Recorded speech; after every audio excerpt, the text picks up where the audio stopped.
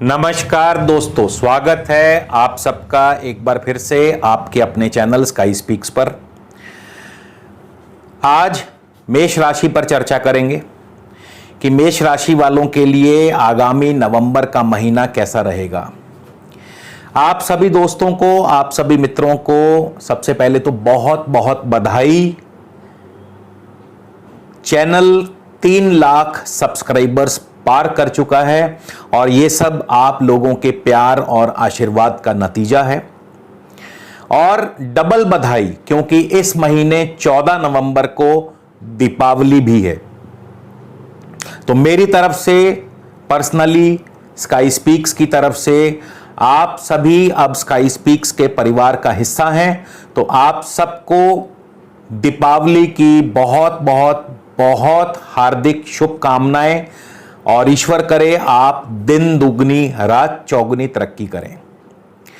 तो आज बात करेंगे मेष राशि के लिए नवंबर का महीना कैसा रहेगा। आप लोगों का पिछले महीने जो अक्टूबर का मैंने राशिफल डाला उसके लिए आप सबका बहुत प्यार मिला, बहुत दुलार मिला, आप सबके कमेंट्स आए, बहुत लोगों ने पसंद किया। किसी को, कुछ लोगों को शायद पसंद नहीं भी आया। वो एक वैचारिक मतभेद है, वो किसी के साथ भी हो सकते हैं, तो मैं उसको पॉजिटिव वे में ही लेकर के चलता हूं। और राशिफल जो है, मैं हमेशा से बताता रहा हूं, शुरू से कहता रहा हूं कि राशिफल हमेशा, बहुत लोगों का प्रश्न आता है राशिफल किससे देखें, तो राशिफल हमेशा लगन राशि, सबसे पहले लगन राशि से देखें, उसके बाद चंद्र राशि से देखें और फिर सबसे अंत में सूर्य राशि। इन तीनों ही राशियों का प्रभाव हमारे जीवन में कम या ज्यादा लेकिन पड़ता जरूर है। लगन जो है ये शरीर है, चंद्रमा मन है, सूर्य आत्मा है और मन और आत्मा शरीर के बिना व्यर्थ हैं। तीनों ही एक दूसरे के पूरक हैं, तो तीनों ही लग्नों का उतना ही महत्व है जितना कि राशिफल का, सूर्य का, चंद्र का और लगन का, तीनों का बराबर महत्व है। इसके अलावा ये जो राशिफल है या ये जो गोचर फल है, ये अपने आप फल नहीं देता, इस बात का हमेशा ध्यान रखें। गोचर फल निर्भर करता है हमेशा आपकी अपनी कुंडली के जन्मकालीन ग्रह स्थिति पर और आपकी वर्तमान दशा अंतरदशा पर। तो ये गोचर फल अपने आप कभी फल नहीं दे सकता। आपकी जन्मकालीन ग्रहों की स्थिति क्या है, आपकी वर्तमान में दशा अंतरदशा किन ग्रहों की है, उसके अनुरूप ही गोचर आपको फल देगा। तो ये बात हमेशा ध्यान रखें। चलिए आगे बढ़ते हैं, जान लेते हैं फटाफट सबसे पहले इस महीने की ग्रह चाल के बारे में। राहु वृषभ राशि में रहेंगे। राहु जो है एक राशि में 18 महीने तक संचार करते हैं, 1.5 साल। अभी पीछे किसी ने कमेंट किया कि जी आपने 13 महीने बोल दिया, तो मैं बता दूं आपकी जानकारी के लिए, ये जो राशिफल मैं बोलता हूं, ये जो गोचर फल मैं आपको बोलता हूं, ये अनस्क्रिप्टेड होता है। अनस्क्रिप्टेड मतलब कि कुछ भी पहले से लिखा हुआ नहीं है। बोर्ड पर जो आप देख रहे हैं और जो मैं बोल रहा हूं, ये बिल्कुल आप समझ लीजिए कि जो इस समय दिमाग में इन ग्रहों को, स्थितियों को देख करके जो चीजें आती हैं दिमाग में, वही बोलता हूं। तो कई दफा शब्दों के चयन में त्रुटि हो जाना ये संभव है, लाजमी है और ये मानवीय भूल भी है। तो इसको आप चाहें नजरअंदाज करें ना करें, वो आपकी इच्छा है। तो राहु वृषभ राशि में है, शुक्र जो है वो कन्या राशि में रहेंगे। 16 नवंबर को शुक्र तुला राशि में प्रवेश कर जाएंगे। सूर्य भी 16 नवंबर को तुला से वृश्चिक में प्रवेश कर जाएंगे। बुध जो हैं वो तुला राशि में ही रहेंगे। 28 नवंबर को बुध भी वृश्चिक राशि में जाएंगे। 3 तारीख को बुध मार्गी भी होंगे। केतु आगामी लगभग 18 महीनों के लिए अभी वृश्चिक राशि में संचार करेंगे। बृहस्पति जो हैं वो धनु राशि में है। 20 नवंबर को बृहस्पति मकर में प्रवेश कर जाएंगे और शनि के साथ युति योग बनाएंगे। शनि मकर राशि में है, शश योग का निर्माण करते हैं। बहुत से लोगों को आपने ये कहते सुना होगा कि शनि शश योग का निर्माण करते हैं, लेकिन मैं आपको बताऊंगा कि ये फल कैसे देंगे। मंगल अभी भी मीन राशि में ही है, 12वें स्थान में है। हम सबसे पहले शुरुआत करेंगे आपके सेहत और स्वास्थ्य को लेकर के। राशि स्वामी मंगल या लगन स्वामी मंगल इस समय अपने से 12वें स्थान में चल रहे हैं। अपने से 12वें जाना यानी स्वयं की हानि करना, यानी कि लगन भाव जो है ये हमारे शरीर को दर्शाता है, हमारे सेहत और स्वास्थ्य को दर्शाता है।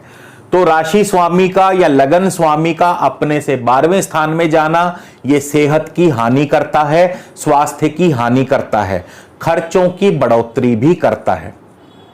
मंगल जो है पूरा महीना बुध के नक्षत्र में रहेंगे। बुध जो है छठे भाव के स्वामी हैं, रोग भाव के स्वामी हैं। तो जिनको भी इस समय मंगल की दशा अंतरदशा चल रही है, ध्यान दीजिए, जिनको भी इस समय मंगल की दशा अंतरदशा चल रही है उनके लिए सेहत और स्वास्थ्य को लेकर के आपको सजग रहना होगा, सतर्क रहना होगा। इसके अलावा मंगल जो है तृतीय भाव पर दृष्टि जमाए हुए हैं। तृतीय भाव छोटी मोटी यात्राओं का है, तो यात्रा में असुविधा, कष्ट, परेशानी, चोट, दुर्घटना आदि का भय बना रह सकता है। तृतीय भाव भाई बंधुओं का भी है, तो मंगल की दशा अंतरदशा जिनको चल रही है भाई बंधुओं से कलह कलेश हो सकता है। मंगल की दृष्टि छठे भाव पर है, रोग भाव पर है, तो रोग की बढ़ोतरी करेंगे। मंगल की दृष्टि से पीड़ा, ज्वर, चोट, दुर्घटना के योग बन सकते हैं। छठा भाव नौकरी का है, मंगल की दृष्टि के परिणाम स्वरूप नौकरी में भी किसी से कलह कलेश हो सकता है, बॉस के साथ अनबन हो सकती है, नौकरी में आपको असुविधा का सामना करना पड़ सकता है। मंगल की दृष्टि होगी सप्तम भाव पर, तो सप्तम भाव पारिवारिक जीवन का है, गृहस्थ सुख का है और पार्टनर का है। तो पार्टनर की सेहत के प्रति चिंता, पार्टनर के साथ अनबन, झगड़ा, मतभेद कुछ भी संभव है, लेकिन उनको जिनको मंगल की ही इस समय दशा अंतरदशा चल रही होगी।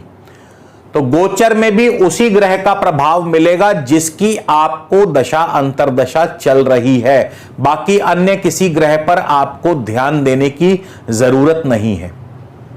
यह गोचर का नियम है, इसको सदैव याद रखिएगा। अब हम चलते हैं आर्थिक स्थिति पर। आर्थिक स्थिति को दो तरीके से ग्रह प्रभावित करेंगे। एक तो धन भाव के स्वामी धनेश शुक्र।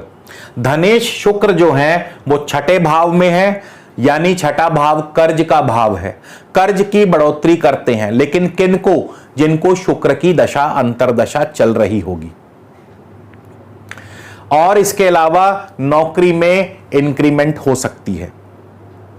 शुक्र नौकरी भाव में है, नौकरी में इंक्रीमेंट हो सकती है, बॉस आपसे खुश रह सकते हैं, नौकरी से धन लाभ हो सकता है, या आपके कार्यों द्वारा आपकी कंपनी को धन लाभ हो सकता है।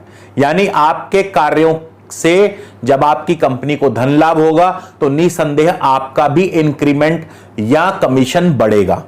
लेकिन यह फल उनको मिलेगा जिनको शुक्र की दशा अंतरदशा है। धन भाव में राहु विराजमान है।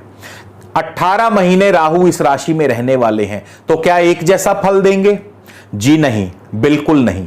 राहु अपना फल देंगे अपने उपनक्षत्र स्वामी के आधार पर, नक्षत्र स्वामी के आधार पर। तो 1 से लेकर 3 तारीख तक राहु शनि के उपनक्षत्र में रहेंगे। शनि जो कि दशमेश और लाभेश हैं, तो 1 से लेकर 3 तारीख तक, यानी ये नवंबर का महीना है तो केवल नवंबर की बात करूंगा, 1 से लेकर 3 नवंबर तक धन लाभ करवाएंगे। लेकिन उनको जिनको राहु की ही दशा अंतरदशा चल रही होगी। 4 नवंबर से राहु बृहस्पति के उपनक्षत्र में पहुंच जाएंगे। बृहस्पति भाग्य भाव के स्वामी, भाग्य की वृद्धि, दूरस्थ यात्राओं के योग, इंपोर्ट एक्सपोर्ट कारोबार में वृद्धि, ये सब उनको फल प्राप्त होंगे जिनको राहु की दशा अंतरदशा चल रही है। और 4 नवंबर को राहु जो है बृहस्पति के उपनक्षत्र में इंपोर्ट एक्सपोर्ट कारोबार की वृद्धि करेंगे, दूरस्थ यात्राओं के योग बनाएंगे, धार्मिक कार्यों में रुचि, खर्चों की बढ़ोतरी और निवेश को भी बढ़ाएंगे। तो जिनको राहु की दशा अंतरदशा चल रही है उनके लिए इस प्रकार के फल मिलने की संभावना रहेगी। अब हम आगे बढ़ते हैं, तृतीय भाव की बात एक बार फिर करेंगे। तृतीय भाव पर जैसा कि मैंने बताया मंगल की दृष्टि है। भाई बंधुओं से कलह कलेश, भाई बंधुओं से अनबन, छोटी मोटी यात्रा में असुविधा, चोट दुर्घटना, उनको जिनको मंगल की दशा अंतरदशा चल रही होगी। लेकिन तृतीय भाव पर बृहस्पति की शुभ दृष्टि रहेगी 20 नवंबर तक। तो 20 नवंबर तक बृहस्पति की शुभ दृष्टि, जिनको भी बृहस्पति की दशा अंतरदशा चल रही है उनके लिए आपको तृतीय भाव से लाभ, यानी भाई बंधुओं से लाभ, छोटी मोटी यात्राओं से लाभ होगा। मीडिया आदि कार्यों से यदि आप जुड़े हैं, टेलीकम्युनिकेशंस आदि कार्यों से यदि आप जुड़े हैं तो उन कार्यों से आपको लाभ होगा। ब्रोकरेज, शेयर मार्केट, दलाली, इन सब कार्यों से आपको लाभ होगा। किनको? जिनको बृहस्पति की दशा अंतरदशा होगी। अब बढ़ते हैं आगे, शिक्षा की बात कर लेते हैं। शिक्षा भाव पर अभी शनि की दृष्टि रहेगी पूरा महीना। शनि जो है विघ्न और बाधाओं को पैदा करते हैं। शनि दशमेश हैं, शनि लाभेश भी हैं। शनै शनै आगे बढ़ते हैं, धीरे धीरे आगे बढ़ते हैं। तो जिनके अपनी कुंडली में शनि शुभ स्थान में होंगे उनके लिए तो शनि, क्योंकि लाभ स्थान के स्वामी है, या जो इस समय बहुत हायर एजुकेशन के लिए प्रयत्न कर रहे हैं उनके लिए शनि शुभ फल। लेकिन जो ग्रेजुएट लेवल की शिक्षा ले रहे हैं उनके लिए शनि बाधाएं पैदा करेंगे। या शनि अगर आपकी कुंडली में अशुभ स्थान में है तो शनि आपके शिक्षा के क्षेत्र में बाधाएं पैदा कर सकते हैं, पर उनको जिनको शनि की दशा अंतरदशा होगी। 20 नवंबर से बृहस्पति की दृष्टि भी होगी, क्योंकि बृहस्पति दशम भाव में आ जाएंगे। बृहस्पति की शुभ दृष्टि से आपको शिक्षा में लाभ होगा, पढ़ाई में मन लगेगा, शिक्षा के क्षेत्र में आप अग्रणी रहेंगे। लेकिन उनको लाभ होगा जिनको बृहस्पति की दशा अंतरदशा चल रही होगी। तो यह ध्यान रखना जरूरी है कि आपको दशा अंतरदशा किसकी है। आगे बढ़ते हैं और संतान भाव की बात करें। पंचमेश सूर्य सप्तम भाव में है। पंचमेश सूर्य का सप्तम भाव में जाना संतान पक्ष के लिए शुभ माना जाता है, यानी संतान पक्ष की तरफ से आपको सुखद समाचार मिलते रहेंगे। संतान लाभ होगा, यदि आप गर्भवती हैं तो संतान लाभ होगा, क्योंकि बृहस्पति की भी दृष्टि है पंचम भाव पर।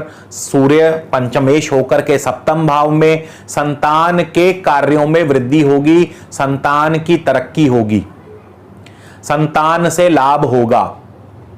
प्रेम संबंधों के पूर्ण होने की पूरी इस समय योग बना हुआ है। पंचमेश का सप्तम में जाना प्रेम संबंधों में सफलता को दर्शाता है। प्रेम संबंध मधुर रहेंगे। बृहस्पति का भाग्य भाव से पंचम स्थान पर दृष्टि डालना संतान पक्ष से लाभ को दर्शाता है, संतान पक्ष की वृद्धि करता है। उनको जिनको भी इस समय सूर्य या बृहस्पति की दशा अंतरदशा है, और शेयर मार्केट से भी लाभ होगा। शेयर मार्केट में भी आपको धन लाभ हो सकता है।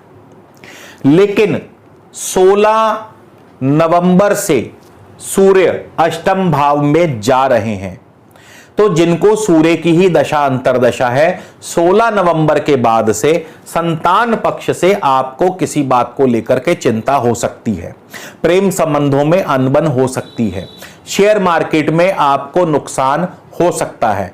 पर यह ध्यान किसको रखना है? जिनको सूर्य की दशा अंतरदशा है, क्योंकि सूर्य 16 नवंबर से अष्टम भाव में चले जाएंगे।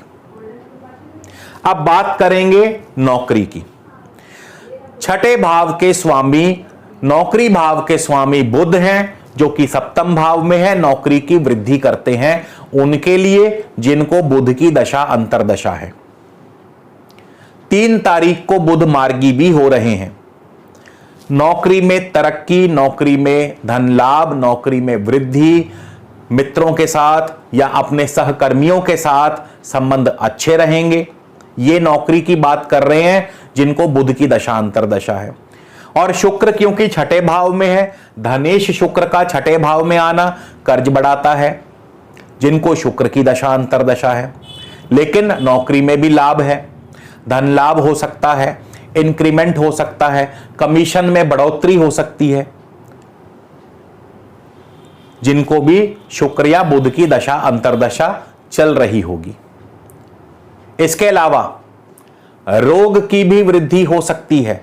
नौकरी भाव पर 20 नवंबर के बाद यानी 20 नवंबर से बृहस्पति की दृष्टि होगी।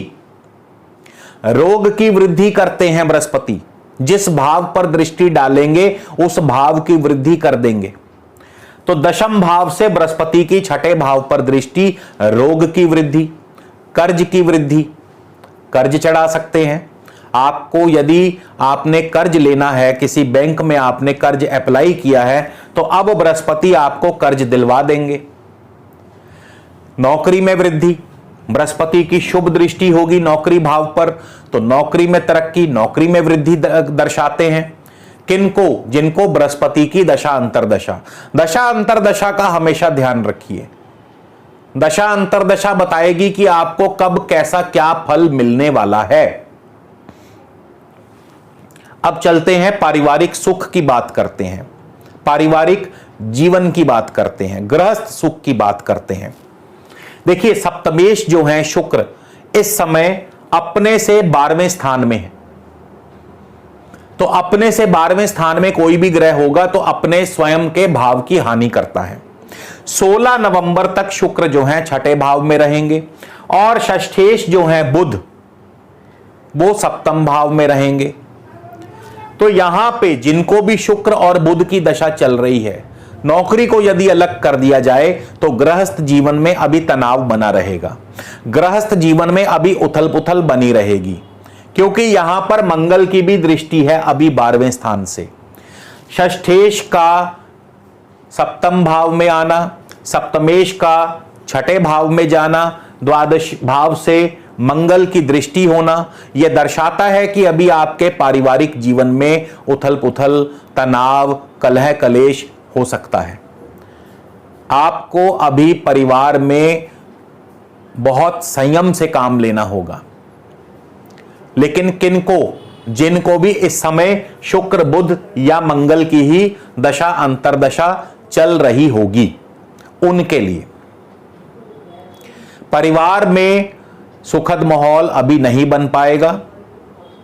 आपको संयम रखना होगा। पार्टनर की सेहत को लेकर के भी आपको चिंता हो सकती है। तो गृहस्थ सुख के लिए अभी आपको इंतजार करना होगा। सूर्य के निकल जाने का इंतजार करना होगा। सूर्य यहां से चले जाएं, क्योंकि सूर्य भी एक प्रकार से अलगाव की स्थिति पैदा करते हैं पारिवारिक जीवन में। शुक्र का सप्तम भाव में आने का इंतजार करना होगा। तो यह स्थिति कब सुधरेगी? 16 नवंबर को शुक्र जो हैं सप्तम भाव में ही आ रहे हैं और 16 ही नवंबर को सूर्य जो हैं यहां से जा रहे हैं। तो थोड़ा स्थिति में सुधार होगा, लेकिन पूरा नहीं। पूरा क्यों नहीं होगा? क्योंकि अभी भी षष्ठेश बुध जो हैं वो जमे रहेंगे 28 नवंबर तक सप्तम भाव में, और मंगल की भी दृष्टि रहेगी सप्तम भाव पर। लेकिन फिर भी 16 नवंबर के बाद से जिनको भी शुक्र की दशा अंतर्दशा होगी, उनके स्थिति में सुधार होना शुरू हो जाएगा। तो यानी 16 से पहले और 16 के बाद स्थितियों में परिवर्तन होगा। तो आपको दशा अंतर्दशा का ध्यान रखना होगा। केतु चल रहे हैं अष्टम भाव में। अष्टम भाव है बाधाओं का, अष्टम भाव है दुर्घटनाओं का, अष्टम भाव है डिजेक्शन, डिमोशन, हर प्रकार के असफलताओं का भाव है। केतु अष्टम भाव में है, चोट दुर्घटना का योग बना सकते हैं। किन के लिए? जिनको भी इस समय मंगल या केतु की ही दशा अंतर्दशा है, क्योंकि केतु मंगल की राशि में है। तो मंगल 12वें भाव में है। तो मंगल या केतु की जिनको दशा अंतर्दशा है, उनके लिए समय अभी अच्छा नहीं है। बाधाओं का सामना करना पड़ सकता है, विपत्ति का सामना। तो दशा अंतर्दशा जैसी होगी, फल भी वैसा होगा। सबको एक जैसा फल नहीं मिलेगा, किसी को अच्छा, किसी को बुरा, किसी को सामान्य, सबका फल विभिन्न होगा, अलग अलग होगा। दशा अंतर्दशा को हमेशा ध्यान में रखें, याद रखें। सूर्य भी 16 नवंबर से अष्टम में आ जाएंगे तो सेहत के लिए बढ़िया नहीं है। लेकिन केतु जो हैं, केतु 1 से 3 नवंबर शनि के नक्षत्र में कारोबार की वृद्धि और धन लाभ को भी दर्शाते हैं। भले ही केतु अष्टम भाव में है, लेकिन केतु शनि के उपनक्षत्र में है। 3 नवंबर तक कारोबार की वृद्धि और धन लाभ जिनको केतु की दशा अंतरदशा। लेकिन 4 नवंबर के आगे, 4 नवंबर से महीने के अंत तक केतु जो हैं बृहस्पति के उपनक्षत्र में होंगे, तो दूरस्थ यात्राओं के योग बना सकते हैं, इंपोर्ट एक्सपोर्ट कारोबार में वृद्धि को दर्शाते हैं, आपके धार्मिक कार्यों में खर्चे बढ़ सकते हैं, निवेश बढ़ सकता है, आपको विदेशों से धन लाभ हो सकता है।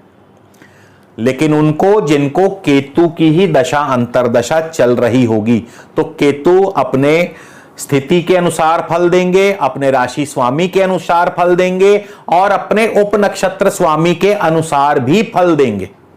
तो आपको मिला जुला फल मिलेगा हर प्रकार का।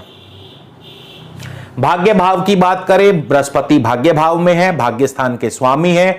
भाग्य स्थान के स्वामी का भाग्य में होना भाग्य की वृद्धि करता है। बृहस्पति की दृष्टि होगी पंचम स्थान पर, संतान पक्ष की वृद्धि, संतान पक्ष से लाभ, संतान उत्पत्ति के समय को दर्शाता है। बृहस्पति की दृष्टि तृतीय भाव पर कोशिशों में सफलता दिलाता है, कार्यों में सफलता दिलाता है, भाई बंधुओं से सुख और सहयोग की अनुभूति होगी। बृहस्पति की दृष्टि होगी लगन भाव पर, सेहत और स्वास्थ्य की वृद्धि। किनको? जिनको बृहस्पति की दशा अंतरदशा है। दशा अंतरदशा मत भूलिएगा, मंगल वाले को स्वास्थ्य लाभ नहीं है, लेकिन बृहस्पति वाले को स्वास्थ्य लाभ है। इसके बाद बृहस्पति 20 नवंबर से चले जाएंगे दशम भाव में। 20 नवंबर से बृहस्पति दशम भाव में शनि के साथ होंगे। अब यहां दशम भाव में बृहस्पति जो हैं आपके कारोबार में वृद्धि को दर्शाते हैं, कारोबार में तरक्की को दर्शाते हैं। बृहस्पति की यहां से 20 नवंबर के बाद से बृहस्पति की दृष्टि होगी छठे भाव पर, रोग, ऋण और नौकरी की वृद्धि। रोग वृद्धि भी करेंगे, कर्ज भी चढ़ाएंगे, नौकरी में भी वृद्धि देंगे, नौकरी में भी तरक्की देंगे। बृहस्पति की दृष्टि होगी चौथे भाव पर, भूमि, भवन, वाहन की वृद्धि, शिक्षा की वृद्धि, शिक्षा के क्षेत्र में आपको वृद्धि हासिल होगी। भूमि, भवन, वाहन का सुख दिलाएंगे आपको, जिनको बृहस्पति की दशा अंतरदशा होगी। और यहां से बृहस्पति की दृष्टि होगी धन भाव पर, तो यहां से धन भाव पर बृहस्पति की दृष्टि पारिवारिक सुख की वृद्धि करती है, धन की वृद्धि करती है, अचानक धन लाभ दर्शाती है। अब बात करेंगे शनि की। कर्म स्थान में बैठे हैं शनि। बहुत लोग कहेंगे शश योग बनाते हैं, लेकिन फल नहीं मिल रहा। जिनको शनि की दशा अंतरदशा है वो तो खास इस समय कह रहे होंगे कि यार शनि की दशा अंतरदशा भी चल रही है, शनि मकर राशि में भी आ गए, लेकिन फल नहीं मिल रहा। क्यों नहीं मिल रहा? क्योंकि शनि अभी बृहस्पति के उपनक्षत्र में है। 14 नवंबर तक शनि बृहस्पति के उपनक्षत्र में रहेंगे, कारोबार में परिवर्तन को दर्शाते हैं।